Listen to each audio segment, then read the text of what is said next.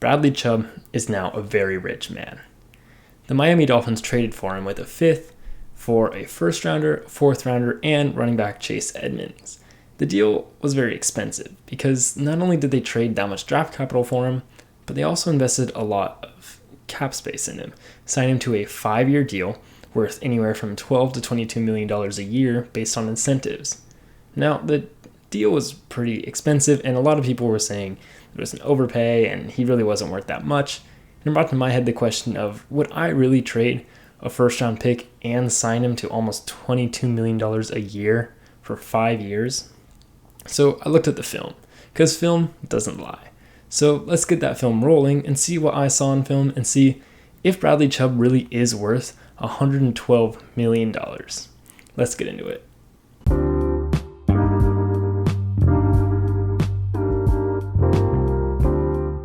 What's up, guys? I'm Tyler Coker, and I'm your host for today's episode of Today with Tyler. I hope you enjoy.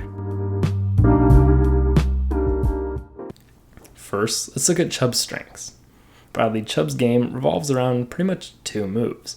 First is a bull rush built up by Chubb's tremendous strength. He can dominate below average tackles and trick them into welcoming the bull rush as well, which he did the entire Colts game, which really was a massacre to watch. He compounds the move with a fake bull rush in which he stuns linemen with a punch before ripping around them outside.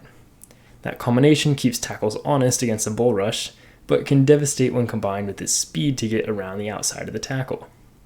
His strength also helps Chubb against the run, acting as a roadblock for blockers and really making him unmovable.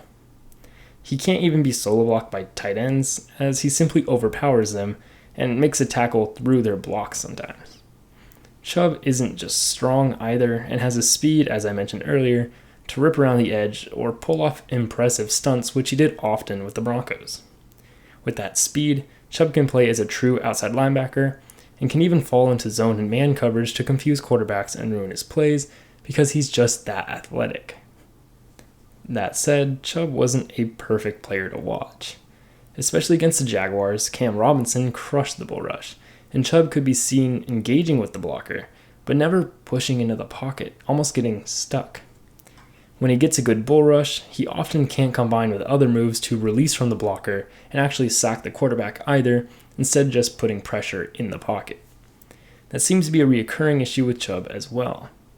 He lacks the prowess with any technical play, and really only uses 2 moves for every one of his rushes.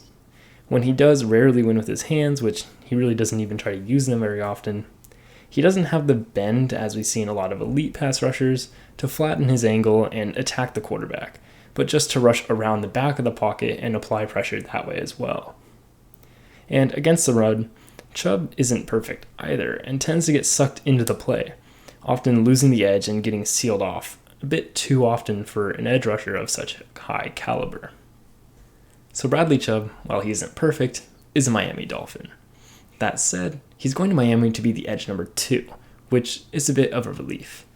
Jalen Phillips is an outside linebacker who is their edge number 1 through and through, and is a one-man wrecking machine who's impressed me since I started researching him in the draft.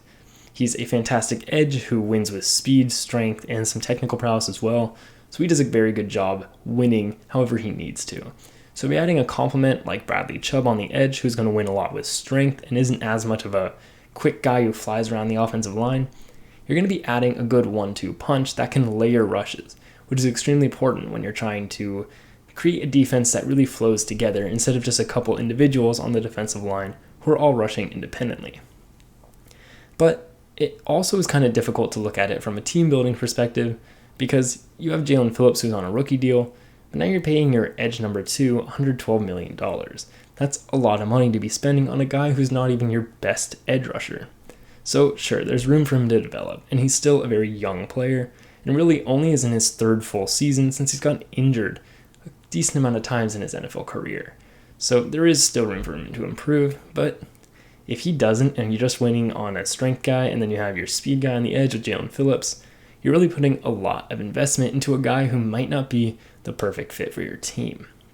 That said, looking at it from a team building perspective, not only are you spending so much cap that you can spend elsewhere for the Dolphins, but you also spent a lot of draft capital that maybe you could replicate. When you're looking at Bradley Chubb and his production, realistically, you could probably replicate his success with maybe a 4th rounder, but definitely a 1st rounder. And you got rid of a 1st round pick to Denver just to get Bradley Chubb. And that 1st rounder that you would have picked is going to cost you less than Bradley Chubb is going to. So looking at the deal, it is a little bit questionable. But everything changes if Miami manages to win a ring this year. If Miami can somehow bring the Super Bowl home to the Dolphins, really, it's all worth it. This deal will be worth it because you won a championship, and that's the whole goal of being an NFL team. So if Miami is able to build upon their defense and make Bradley Chubb the key piece that they were missing, kind of how the Bills did with Von Miller, it's going to be a worth it deal. Just like how Von Miller's deal is really, really expensive. But in the case that they bring home a ring, Buffalo will be plenty happy, even if Von Miller retires after 1 year of the deal. So looking at it, you have a lot of monetary and draft capital investment into your edge number 2, which is a little bit risky. But I would have faith that with the team that they've already built in Miami, it might just be worth it. And with how the Rams have set up the whole trade to win now and kind of screw your future mentality, I do think it makes a lot of sense in today's NFL. So looking at it, I'm excited to see what the Miami Dolphins can do because I do really, really like Jalen Phillips. He's been impressive to me since I started watching him. And ultimately, I'm just impressed with how Mike McDaniel has really brought this team together and made them so good. So I hope you enjoyed, and I hope you enjoyed this 2 episodes and kind of in 1 week system because there was a lot going on. I wanted to cover Tony Pollard, but I also wanted to cover a big deal that happened during the trade deadline, which was, of course, Bradley Chubb. So thank you for listening. I'll see you soon this week, and I hope you enjoy.